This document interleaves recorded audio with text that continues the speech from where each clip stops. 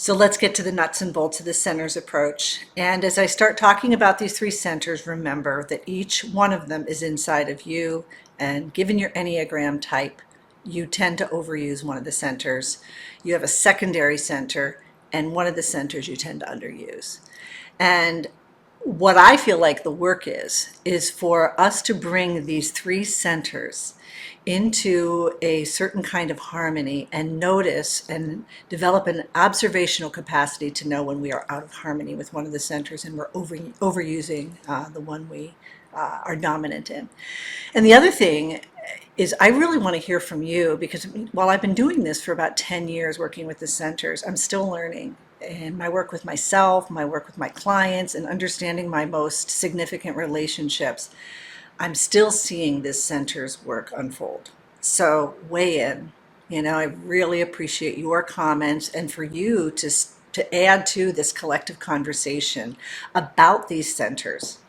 Because as part of being human, we all live inside of bodies and we all have hardwired mammalian emotional systems. And these systems have been developed over, millions of years of evolution. They're part of us. And if we could know that they are helping us protect ourselves, feel protected in an uncertain world, and that they are survival centers. I found when I learned about the centers, I was way kinder to myself about my overuse of the head center, because it's about safety and security for me. Can I trust, fear, all of that kind of thing. And when I started seeing it was a survival function, that was hardwired in my body, and I wasn't doing something wrong, especially going out and teaching this stuff to other people. It made me kinder to myself, and I hope it does that for you as well. So let's get started. Jack Panskep, who's done a lot of research on emotions, has identified, there's other emotions, but he's identifying 7 primary emotions, 4 that are considered positive: care, play. Don't you love that play is a primary emotion, how important that is? I've seen that in workshops and work with clients. Playfulness is so important. Lust is another. This human, it's not only a sexual lust and that sexual longing and drive, and I should say even more drive, all right? It's also this lust for life, lust for aliveness that sex is part of, but not the whole of. We are looking in relationships and in ourselves and in life for aliveness. I see lust as that. And seeking, where we're like homing pigeons, seeking, okay? So we have desire and we have kind of aversion. So care, play, lust, and seeking. It's also, Panskep also identified 3 emotions that are associated with the 3 Enneagram centers of anger, fear, and panic, which is, you can see in these 3 babies. I don't know if that's what they're feeling on the inside, but I thought the images conveyed those 3 emotions really well. And given our center, we tend to overuse, or I would say lean on one of them, because even overuse sometimes has a sense that, we're trying to consciously do that. And it's an automatic survival skill that we lean on one of the centers. So let's start with the body center, because I feel like the body center is kind of the, when a child is born, when you were born, you come in as a body, kind of a messy, this body coming in, going from one safe container to another world where it's uncertain, it's cold, and everything that comes along with that. Instead of kind of this nestled, warm, nurturing place. From the Enneagram perspective, the body is associated with the emotional system of anger. And anger has to do with, protecting myself, feeling like, is my survival at stake? And honestly, in relationships, if you're at work and you feel anger come up while you're at work, it can sometimes feel like your very survival is at stake if there's a problem with somebody. And your mind may not know that's true, but your body feels like that.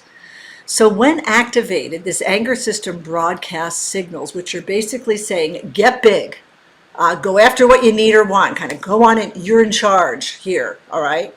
That's what the body is saying. That may not always come out verbally, but the body is feeling like that on the inside. Those are the feelings. So the positive function of anger is this primal need to differentiate who I am from who you are. Okay, you're in my space here, buddy. Like that. You cut me off on the highway there. Ouch, that hurt. all right? So it's in order to ensure our ability to survive in the world. It's the body, these feelings in the body are the passion of what it feels like to be alive.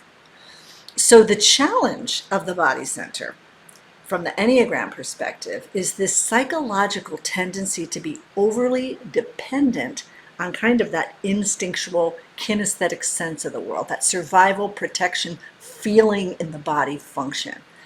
So what happens from an Enneagram perspective is I'm going to hold ground, I'm going to go stubborn, and I might over control given my, and it might be a more passive form of control, and it might be a more overt form of control. It might be kind of a contained form of control, depending on the Enneagram type.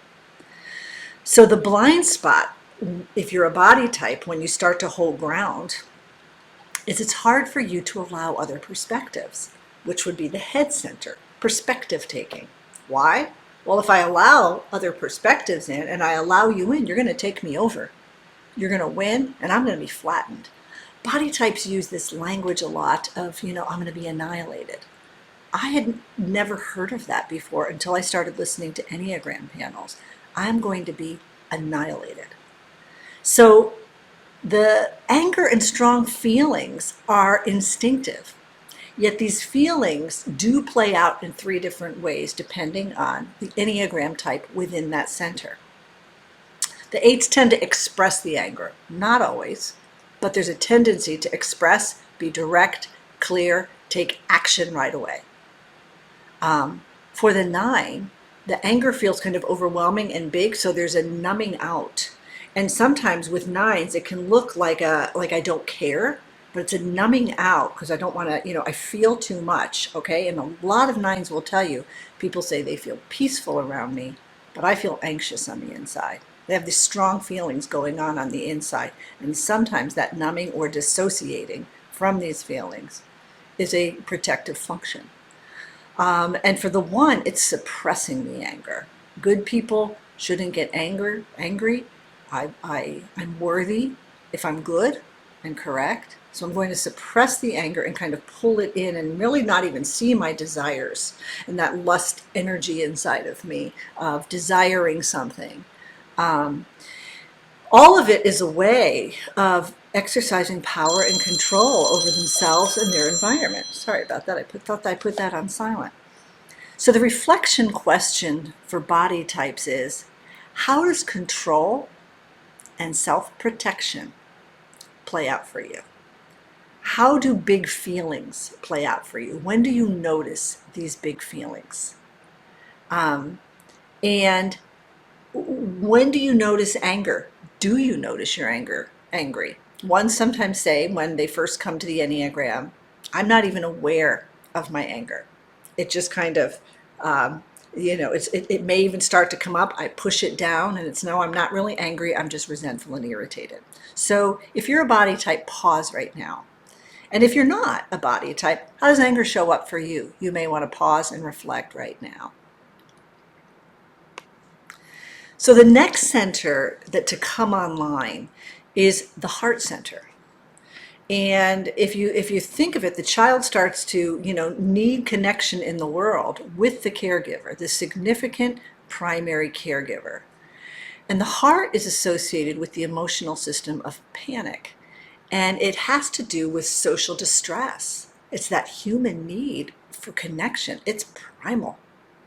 All of us have it. What we do with it is very different, but in a very fundamental level, we all have it. So when activated, the panic distress system broadcasts signals such as, you've lost connection. You have to seek it out. Make yourself seen. Make yourself seen in some way because you need others' care. You need others' support. We thrive and survive. We're learning so much right now. And this is what's so exciting about all the neuroscience. We're learning about the importance of social connection for survival. We've heard the stories where people are shamed and ostracized and actually die from loneliness, die from being ostracized from a community. It's a survival system. So the positive function of this heart center, which is types 2, 3, and 4, is about attuning to others, all right, as a way of staying emotionally regulated. I want to regulate my physical system by staying tuned with others. And one of the ways you can think about it is, have you ever sent a text to someone that felt slightly vulnerable and you didn't get one back? And maybe your heart starts to pound. You start to feel like, okay, what do I do about that? How can I present in some way and do something about that? So for the heart types and the people who live in the heart center, and the challenge they really face is this pervasive feeling of having to do something in order to make a connection. So there's an overmanagement of image. I don't want to tell you my total authentic self. And even as a 4, the image I'm trying to convey is one of authenticity. So I may not share the ordinary parts of myself. Okay, I don't want to be ordinary. It still is an image that I'm creating. So the blind spot when I'm working with heart types, and that I hear in heart types, is a real challenge with how I am feeling in the body in the present moment. I had a very interesting experience of this when I was training in something called somatic experiencing, which is a way of working with clients by noticing what is happening in my body in the present moment. A tight jaw, my heart is pounding, a flutter in my stomach. Can you hear all of those are sense words? A lot of times when working with heart types, they were wanting to say the right words in order to connect with me, or kind of a little embarrassed to say that, my stomach feels really nauseous. And for 4s, they might want to create a really kind of florid, interesting landscape of how they're feeling, using a lot of imagery. And, it feels like a rainbow and I feel kind of floaty like a balloon. And they start creating imagery. That was the type. Because if we said just, my heart is pounding, my jaw is tight, all right? When I'm angry, my face is hot. Okay, those are authentic feelings in the body. So when I'm using the word feelings here, talking about that overall sensate feeling and aliveness that lives in the body, that heart types can have a hard time accessing in themselves because their attention is going out to others in order to shapeshift for others. Because my identity gets hooked in how I'm perceived by you. And that plays out in 3 different ways. The 2s want to be seen as helpful, and so are often very generous and helpful, and at times trying to manipulate some way, very unaware sometimes that I'm trying to get that connection. For the 3s, I want to be seen as successful, so I'm looking to the top of the heap and seeing how I can be a winner and be seen as successful, and for 4s to be seen as special and unique. So if you live in the heart type, how does image play out for you? How does this need for connection play out? And when do you feel the panic at loss of connection? But mostly, how do you do image? How are you performative? And pause and play that out. Does that resonate for you? And if you're not a heart type, you've got this in you. How does it play out for you? The final center is the head center. And now the child's starting to go out into the world and is kind of venturing away from the caregivers. If you want to watch how we do it, watch a toddler go out on the playground, play, look back, see if the parent is there, come running back, or the caregiver kind of running back to make sure, feel safe, okay, I'm going to run out again. That's a little bit of that fear system. And the head, from the Enneagram perspective, is associated with the fear system, and it has to do with anticipating and planning in order to ensure safety and security in an uncertain, chaotic world. And think of when a child first starts venturing out, the world is uncertain. So when activated, the fear system broadcasts signals which say, okay, pay attention, look around. You got to understand what's going on here. What are all the pieces here that I need to know? What am I missing here? You may be in danger. Prepare. Be prepared. The positive function of this center is the ability to analyze, collect data, kind of look at distinctions, compare, contract, dissect, figure out, and understand, put labels on things, put labels on words. All of that has to do with the head center. So now imagine right now, if you're a head center and you're trying to find just the right word and you're with a body center, you're living with a body center, so just say it. Just it's not that big a deal to just, put it out. I'll get a sense of that word. Can you feel the conflicts that are going to start to happen in a relationship, on a team, in a parent-child interaction? So the challenge of the head center is that the overuse of the thinking mind results in a belief that I think, therefore I am. And this has been raised to the pinnacle. Rationality was raised to the pinnacle in the Enlightenment period. I think, therefore I am, forgetting the body. And so for a lot of body or head types, what they'll tell me is I thought it so thoroughly that I thought I did it. Okay? It's vulnerable to assumptions because I'm thinking about it. So I'm projecting onto you. I'm making assumptions about what you're thinking because I'm up here. I'm not checking out in the environment through the heart. All right? I'm checking out mostly, just analyzing in my head. And I know my world by gathering more and more and more data, more and more empirical data to anticipate the future, tolerate uncertainty. Okay, if I can figure out what you're going to say, why you said that, why did you do that, what did he mean by that, all right? Then when I finally come into the doing of conversation, I'll have the whole thing figured out. Okay, it feels like a safe place if you're a head type. And so the dominant function is perceiving. Now, what's the blind spot? Well, analysis paralysis. Because head types can have such a pixelated view of reality with all of this data points, and overthinking impacts my ability to see you as you are, rather than my assumptions, to check in, to ask, to talk, to listen, to take in, all right? So what happens is a real difficulty taking action. The buried function of this center is doing. Thinking replaces doing, not just if you're a 6. 7s and 5s do this as well in 2 different ways, because I have to get more data before I take action. I have to know more before I do this course.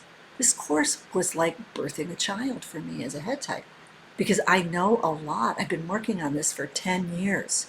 There's a lot to put in here, but you don't have 10 years of time.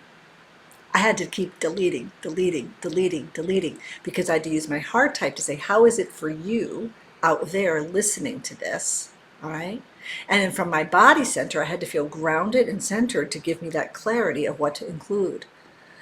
So the mental perceiving in order to manage fear plays out 3 different ways depending on your Enneagram type.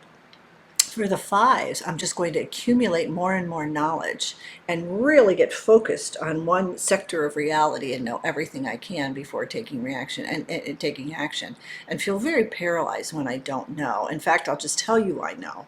Of course it's that way. I know 5s can have that, get that feedback, that you're being superior. Okay, well, if superiority is about survival, it starts to be carried in a different light, doesn't it? For 6, I have to imagine and doubt and kind of look at the worst case scenario, what can go wrong, because for all 3 of these head types where you're living in the head, authorities loom large. Who has the power looms large. So for 6s, I'm going to doubt you, and I'm going to project some of my fears onto you in order to be prepared so that you don't catch me by surprise. And for the 7s, it's almost the opposite. I'm going to look at best case scenario, kind of what's happening back there I'm not going to pay attention to, and I'm going to plan, idealize, and imagine best case scenario. So if you live in this center, how does this play out for you? How do you procrastinate? And a lot of times, particularly even if you're 7, where you all 3 of you can look very busy and very productive, but it's about when it feels fearful, when it's a big emotion, when it's an action I don't want to take, when it's something that feels uncertain. How does it play out for you? In what sector of reality do you really notice this head center stuff playing out? And if you're not a head type, how does this center show up for you? When do you find safety and security, really foregrounded for you? As I said before, I'm recording this during the pandemic in 2020. And so there's a lot of insecurity out there. We don't know how it's going to play out. As I record today, there's some vaccines coming up in the spring. All right, so some people's systems are calming, other people's systems are getting activated by that. How does it play out for you? So pause now and maybe reflect on that. So just as a close, suffice to say that the workings of these centers and the Enneagram seem to have emerged out of a course of evolution, and that it may be why we've been successful as a species, at least to date. In other words, maybe evolution selected these 3 centers and these 9 patterns because they worked better than the alternatives. By the way, this is coming from my friend Dr. Jack Killen in a presentation he gave, and I just thought it was so powerful. Maybe it's possible that we as innately social species require these variety of types, that each one of these 9 types and each of these 3 centers is needed because we are the possessors of human consciousness. The fact that you're listening to this means awareness matters to you. Being self-aware matters to you. And it means you're its custodian. We are a custodian of these 3 centers, and we have this opportunity to nurture better understanding of ourselves and of each other, capitalize on the assets, mitigate the limitations of this center, and embrace the diversity of the Enneagram as a collective force on the planet. It exists for good reasons, and I'd like to see us doing a lot more work on the collective aspect of the Enneagram and the importance of each one of these centers and the importance of each of these types. And you, as you're stepping into this, can share and be part of that. So I thank you, and I'm really looking forward to unpacking this more fully with you as we unpack this course together.